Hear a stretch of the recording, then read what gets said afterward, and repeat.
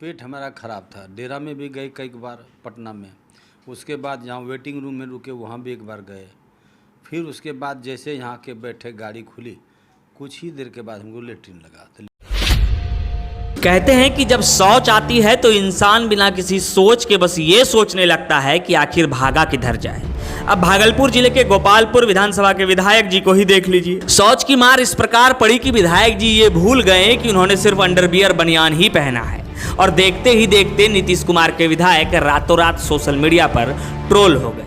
Troll होने के बाद अब उनका बयान भी आया है। दरअसल उनका कहना है कि बर्दाश्त से बाहर था तो हम जल्दी जल्दी बाथरूम की तरफ जा रहे थे। घर में भी 2 बार करके आए थे और ट्रेन पे चढ़ने से पहले भी 2 बार किए थे।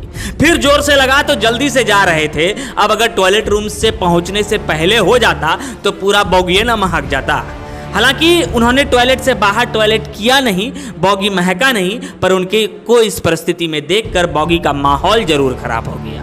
उन्होंने ये भी स्वीकारा है कि अन्य पैसेंजरों से उनकी थोड़ी बहस भी हुई है। आइए सुनिए इस पूरे मामले पर वो क्या सफाई दे रहे हैं। ये सत्य है, बात सत्य है कि हम अंडरवियर, वो कच्चा जंघिया नहीं है, मतलब अंडरवियर मतलब लंबा से जैसा था वो, और गंजी में थे, गमछी मेरे कंधे पर थे।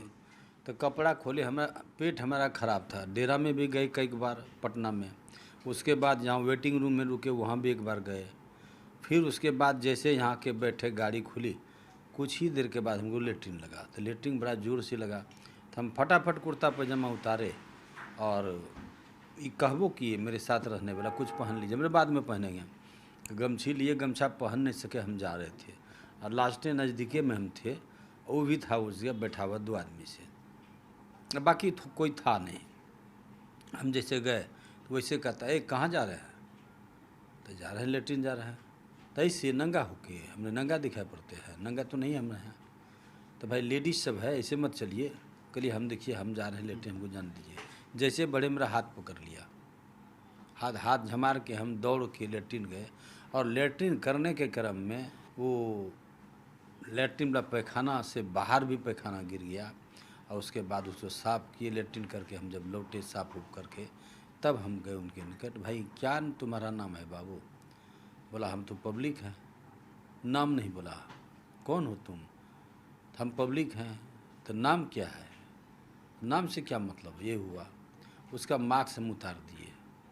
होते थे हमारे ही समर्थक आ गए, जो 2-4 आदमी थे, और 2 आदमी वो था, कोई लोग नहीं था ही लोग नहीं उस गया। तो उसके बाद मैंने ये कहा कैसे हाथ क्यों मेरा पकड़ा? तब नंगे घूम रहे थे, नंगे नहीं घूम रहे थे। अभी भी देख लो भाई, बड़ी गंजी है इसलिए दिखाई पड़ता नहीं, तो हम तो बड़ी कक्षा में है ना, तो इसलिए हम दौड़ के गए, हाथ वहाँ पकड़ लिया। उसलिए हाथ क्यों पकड़ा? उसी पर हम बोले कि कहा है क्या बात है, आप ऐसे चल रहे थे। हम उसका मार्क्स खींच लिए।